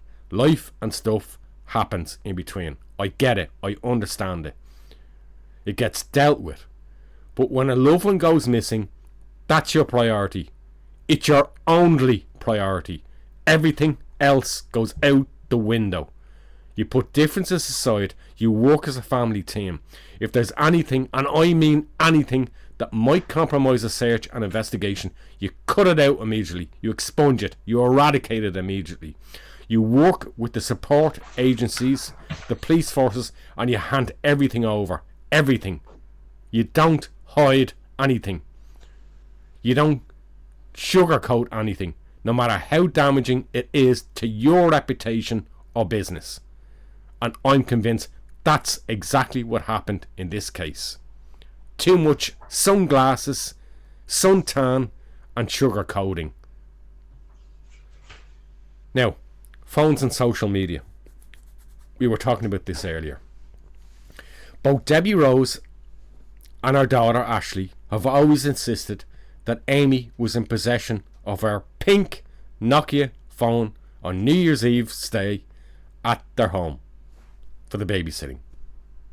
They are adamant, and that's been supported by other friends at the time who socialised with Amy and said she still carried it regularly with her because she used it to still take photographs and listen to music on. Back then, Amy used Bebo. She also used texting. I think it was maybe MSN chat texting. Messenger. Yeah, Messenger. It is important to think back on what was available in social media times, 2007 and 8, and in particular for a 15-year-old. But it is a phone Audrey had stated that she had no credit for. Wasn't apparently linked to a network. Amy always referred to it among her friends as her Irish phone, the pink phone, her Irish phone, a device she'd had for some time and would use back in Ireland on visits. Amy was very attached to it because it contained old Irish photographs and music she liked to download and save. Crucially, it had saved address numbers from her in her phone book. And let's face it, even then, we were already well in the habit with mobile phones of not remembering numbers. This isn't like, I mean, I could ask somebody of 50, 60 years of age and they'll probably still remember their landline number. I could ask them, what's your mobile number? And they go, hang on a second, I just need to check. Yeah, think of that now.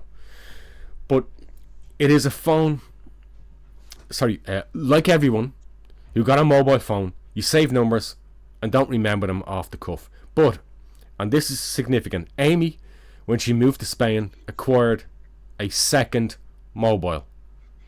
This was connected to a Spanish network and was far more practical for day-to-day use. This phone is never discussed in the case. There have been reports, and we cannot validate, that this phone was not operable or broken in the week prior to her disappearance. We know some of the circumstances, but I'm not going to fully go into them. I might intimate, but for legal purposes I can't go into them, because I cannot validate exactly the circumstances how this phone got broken. While Amy left open the possibility that she might stay an additional night, New Year's Eve, and the following night, New Year's Day night, evening to morning, December night 31st, and possibly the following night, January the 1st into the 2nd, it is Debbie Rose who has conflicted this. That she had worked the following day, January the 2nd, and Amy left sometime between 9:45 and 10 p.m. Let us remember that Amy phoned on more than one occasion approaching 12 p.m. New Year's Eve, 12 a.m. I should say, New Year's Eve, using Debbie's landline home phone number. Both Audrey and Dave confirmed this and were relieved that they knew she was definitely still at Debbie's place on New Year's Eve. Now, as I best understand, even without credit loaded on a phone, there is no reason why such a phone cannot be switched on and receive an incoming call once it's coming from an overseas agent and there is a network selected. So in other words, you mightn't have credit in your phone, but you can. It doesn't stop you from selecting a network, and it will try and find that network. Now, as long as you would have to be registered to that network, think of it like you go on holidays. And you might be on O2 or Vodafone, and all of a sudden you arrive in a different country, you use that phone, and all of a sudden you go, oh, this is Odido, or this is 3, or this is a different network than what but they're being used as an agent. I don't know the circumstances of this phone and how this pink phone and how operable it was, and could it actually have been switched on and from time to time used when in Spain. But you would have to obviously buy some sort of credit package for it. The claim is that she didn't have credit in it and she just used it to listen to music and take our photographs and show our photographs to her friends. I'm left puzzled why she or Dave did not contact Debbie to verify Amy's plans on the evening of January the 1st before they left at 7 p.m. to attend the party. And more to the point, that they did not do so around 10 p.m. when they were aware Amy had not been back home. They arrived back home, but they do nothing. Dave goes to bed, and yeah, it's just she must be staying over another night. Yeah, whatever. One would have thought a simple phone call would have resolved all this, any concerns, instead of parking them for the next afternoon when Amy had not returned home. And with a critical piece of evidence, the pink mobile Nokia phone, in such a raw case of a missing teenager, essentially still a child, how did this phone so soon after the events of January end up with Audrey and Dave's lawyer, or in their possession in the home? Supposedly there's reports that it was under or on a pillow in Amy's room, and that's where police located it. There's other accounts that at some point it was then passed on to the lawyer to examine, and it was in his office. We're never quite sure in this burglary where exactly the phone got stolen from. And even if, as Audrey claimed, the phone was left at their home, once Spanish police extracted the needed data from it, in other words, her contacts in it, that kind of thing, if it supposedly wasn't an operable phone with credit on it, then you can only take the contacts from it and see when it was last active, and that's the end of it. Why was there a need? Why, like, how does this phone end up with a Spanish lawyer if that's where it's stolen from. None of this is making any sense. And then, of course, we have the other scenario of the other phone. Why haven't we heard anything about this other phone? We've all heard so much about this pink Nokia phone. Wouldn't the other phone be far more valuable because it's an active phone? And why wasn't Amy using it? Well, apparently it was inoperable and broken. How was it inoperable? How did it get broken? And if it's so important, you have Amy going out with a pink fucking old Nokia phone, your daughter, and she doesn't have a proper operable phone. Wouldn't you like to think that she has the security of a phone in case something happens? Apparently not. Did Amy actually return home on the evening of January the 1st? Or was the moment of disappearance on the journey home? Or somewhere else? This is the biggest question. Debbie and Ashley Rose are adamant Amy left around 9:45 p.m. or slightly thereafter on January the 1st. This did leave me asking one question. A 15-year-old teenager with the possibility of another night's stay over. Most would jump at the chance. The two had their previous evening somewhat foiled, let's say, maybe in their eyes, by babysitting. Or maybe Amy was just tired, staying up late and into the early hours and realised she wasn't up for another night's stay over. Remember, they'd also went out to the shops to do clothing shopping and then went, oh shit, the shops are closed, yeah, it's New Year's Day. So there'd been disappointment there. I would have thought that Amy would have jumped at the chance of staying another night. So what was the dynamic going on there? We've only these two options. Amy went missing on the journey home, made ulterior plans to meet someone, and why she was eager to leave the Rose household, or did she return home and something happened there? Now remember, Ashley was a little younger than Amy. Now I'm a father, I've also been a stepfather. Don't underestimate the difference between a streetwise North Dublin 15-year-old, shortly going on to 16, and an English 13-year-old. Could she have become bored of babysitting and playing a younger role for a day and a half? Amy was not averse to boyfriends despite the challenges of her Spanish move. She had begun to pick up a little Spanish from her recent schooling time.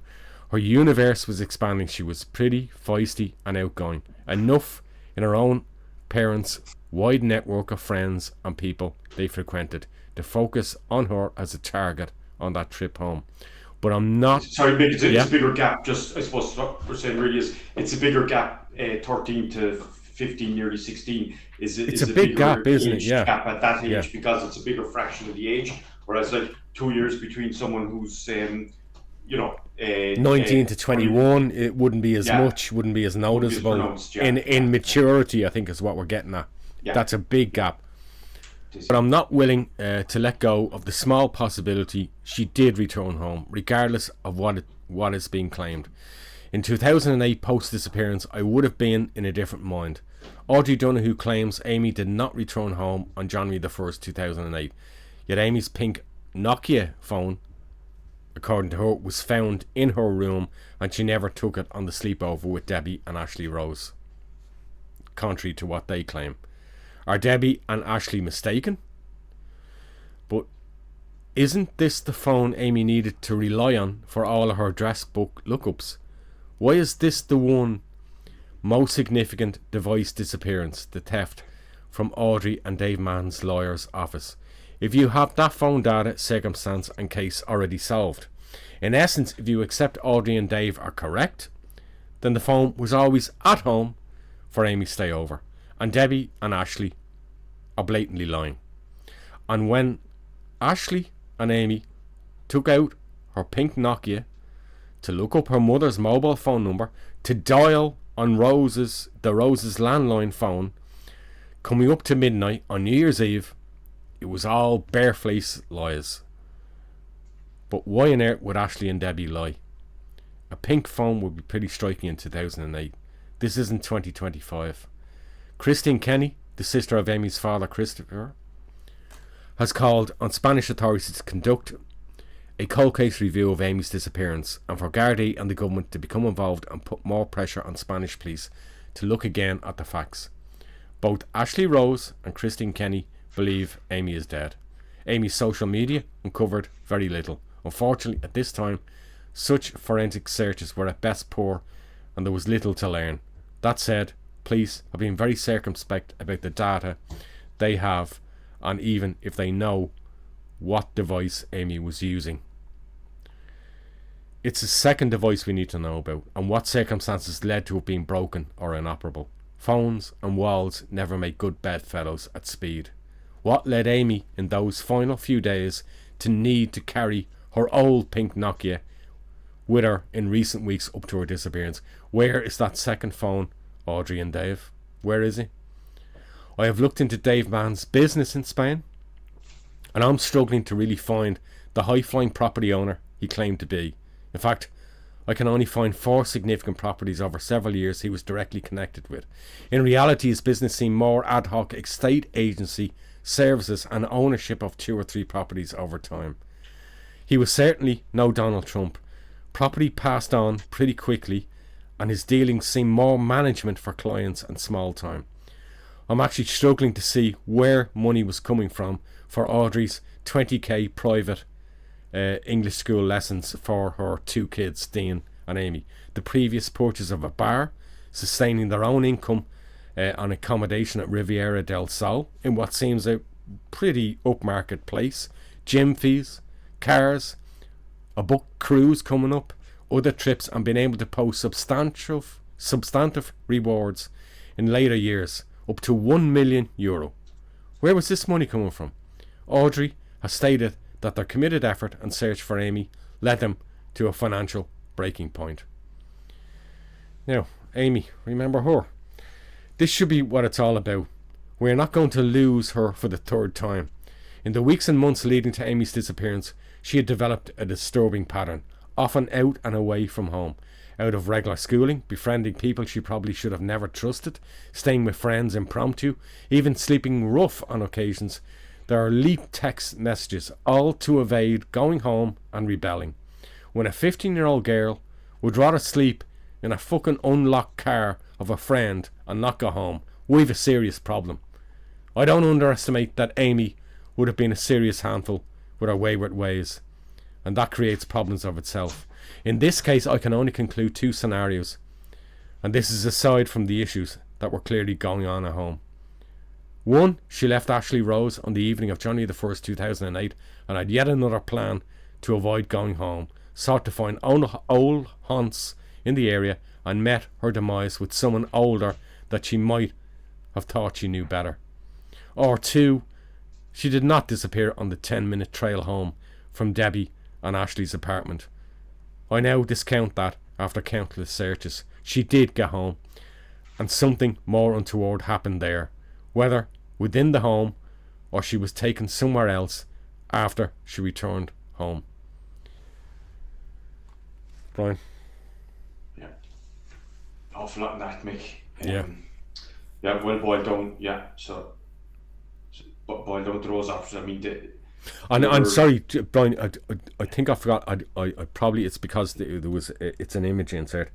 I'm also circumspect, and you'll see it at some stage in the timeline.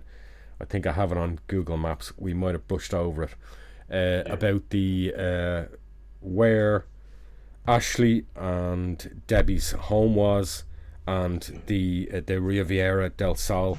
It's down. It keeps getting referenced as 10 to 12 minutes. I'm really circumspect about that because Debbie has claimed she lived in the sort of the very upper part of the Calypso area, further south. I'm just circumspect as to whether how accurate that time is.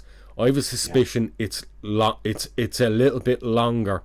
It's more on the 15-20 minute mark than it really is the 10 or 12 minute mark, and I come across this all the time. But anyhow, in the ultimate scheme of things, it's a by the by. Go on, Brian. It wasn't an hour or 45 minutes. Yeah. No, it's nothing like that. Yeah. Quarter of an hour, give or take, like, yeah. So I mean, yeah, sure. There's you could come up with plenty of other outlandish theories there, like, but you know, I mean, it's, you know, that the answer to this thing was locally there anyway, from the sound of it, like. Yeah, it's locally or closer to home. Yeah. Yeah, I don't think we buy into, you know, abduction rings, and we're trafficking. We're not saying, but when you get into that kind of stuff, there's a trail. Yeah. There's a trail always left behind. Or there'd be other similar incidents if there was a kind of if there was a sort of a, if this stuff was going on there, there'd be other similar incidents of that kind of thing happening. Like, and I think any other, you know, she didn't go off and start a new life for herself somewhere else. Like, you know, that was she was in situ there, like, you know. Yeah, well, she wouldn't have been able. She wouldn't have been able to. She wasn't working. She didn't. She was dependent. She was totally dependent on her mother and her mother's partner. She literally had to take a change of clothes off Ashley. That's where the so-called black. I think it's even in one of the pictures we've shown in this timeline. The black diesel sort of top that she's wearing, she like that's like she didn't bring an awful lot with her in her rucksack. Yeah, it's just this. It's just I really I didn't know where to begin, and I barely know where to finish with this case. It's just one hell of a mess. Far too much noise and not enough focus. Yeah, and early on, like, there's no sort of presentation of this clarity. There's no clarity from the start, really. There's absolutely no clarity. And it's like she's just missing, and that's it. And like, I think there was no clarity or no, I suppose, specifics that she put out back to the phone again. You know, the path. You know, you'd expect of some kind of communication out there to say this is a map of the route but to see the fact that it wasn't communicated when she was last seen either. So you've got it was left. A couple of days then, like, you know, we essentially went a day and a half before. Yeah, exactly. And this whole circumstance of it being presented to the media that it was Audrey and Dave who started to instigate. We must. It wasn't. It was Debbie and Ashley who instigated this. God knows how many more days we might have went before they went. Well, Amy's hasn't been back since last week. How long would this have went on? And we know.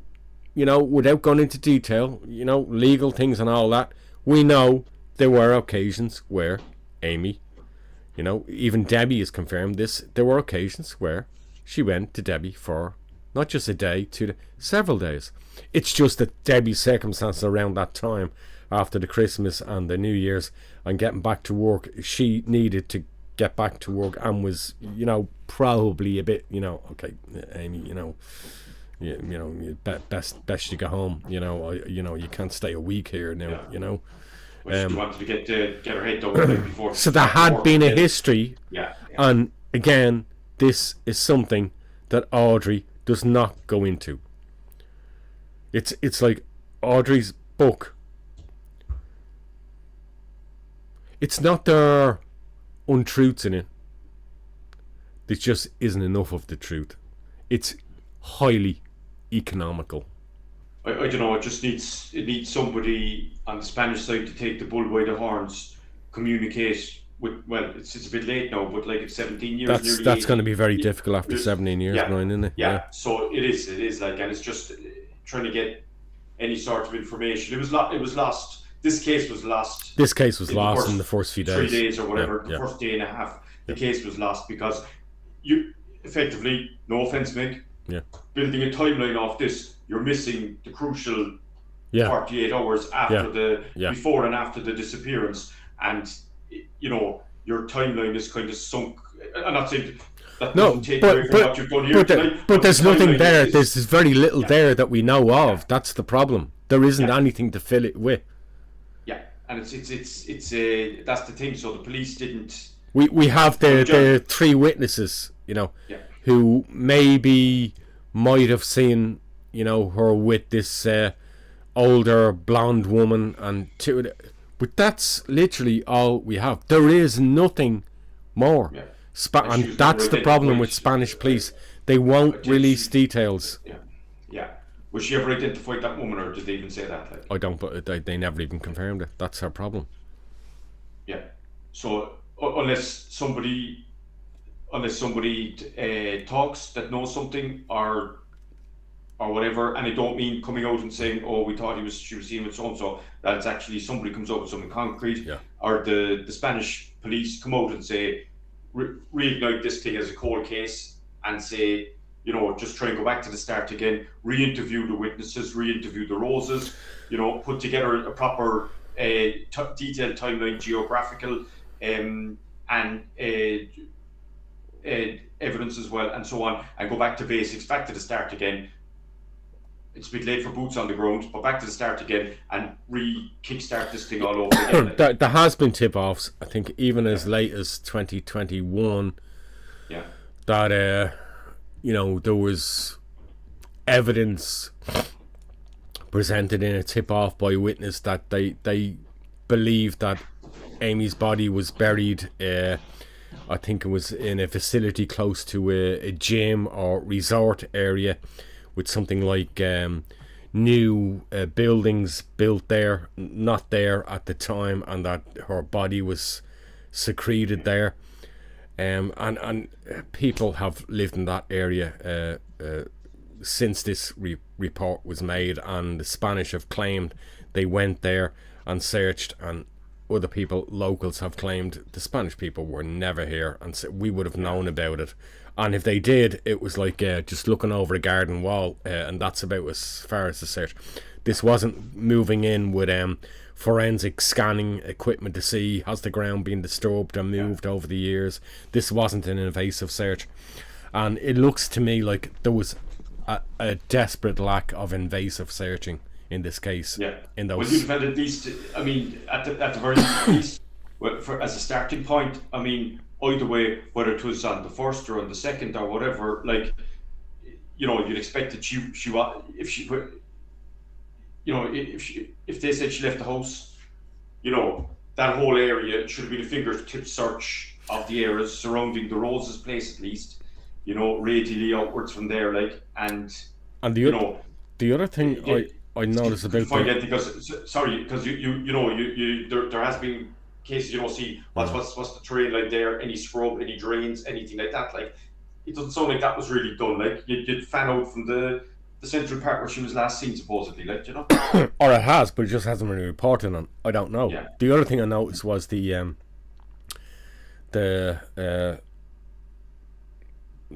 Las Palmas, the Riviera del Sol complex. Yeah. And I couldn't find enough historic photographs, but certainly in more recent years, that looks like a reasonably well plush kind of complex and place. Well, and I know it's a gated area, but I can't be certain this was a gated area in 2008. Yeah. And that would play a part, because if it's a gated area, you've got to use codes to get in. But somebody inside will have to do it, or you'll have to wait for a car to come in. Or there has to be some sort of activation. And could we not have an electronic trail from there? So if Amy did get back home, we'd have evidence that if somebody actually at the time of around 10 or shortly after 10 p.m. that evening accessed one of the gates into the the apartment complex. But again, Spanish police are not putting on the table what they have, and whether that's because they're somewhat embarrassed about the lack of forensic detail and searching at the time, or they've got something, but it's just not enough, and they aren't really I'd be leaning towards I'd be leaning for the first scenario. Yeah, option one. Yeah. Not to prejudge anyone, but because I mean, it should have.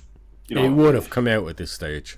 Somebody in that police force would have been pressured by the family, wanted to make a name for themselves, and come out and said, look, actually, we do have this, we do have a little bit more information, can you help us? There is a little bit more not spoken about at the time. We can try to move this on, but nothing. Yeah, I can hope, again, we say the same thing in every case, but God, I hope to God something gives here, and that poor girl is found, and given proper respect and dignity. As much as possible, in this situation, that she gets buried properly, So that's all really, Mick. Yeah. Okay, look at very sad. Rest in peace, Amy Fitzpatrick. That you might be happy with the timeline we've done. We've done our best. There are holes we don't pretend, as Brian pointed out in the timeline, in that crucial 48-hour period, that we would be very forensic about in doing in a timeline. But we can't make shit up and put it in the timeline because it's not there. We can't give you what we don't have. The Spanish police simply have not been open about what, if anything, they had, which is why we've had to fill it with an awful lot more peripheral things to intimate or give you a better sense of what we believe may have happened. So all I can say is that Amy was lost in this case more than once, and it's now time we pay attention to the family members actually driving this campaign. Christopher Fitzpatrick and Christine Kenny, let's pay more attention to what they're saying over the coming weeks, months and years. Thank you for joining us today on Radio Espial. Thanks for Brian joining me. This has been one of our longest timeline cases, and for obvious reasons with multiple complexities. We will be back next weekend, and I think next weekend we're hoping to bring you the first full and proper edition of our Radio Espial, our new Radio Espial Insider, where we talk about cases and updates, more recent cases that we might be intending covering, cases that really are only starting to surface now. Also a little bit of the background, how we operate, the processes we go through when we take on cases, the follow-up on cases, just some of the behind the scenes work. You might find it interesting. We'll see. It's an idea. We're going to try and progress it. God bless. We'll see you all next weekend. Take care. That's Julian, folks. All the best, folks.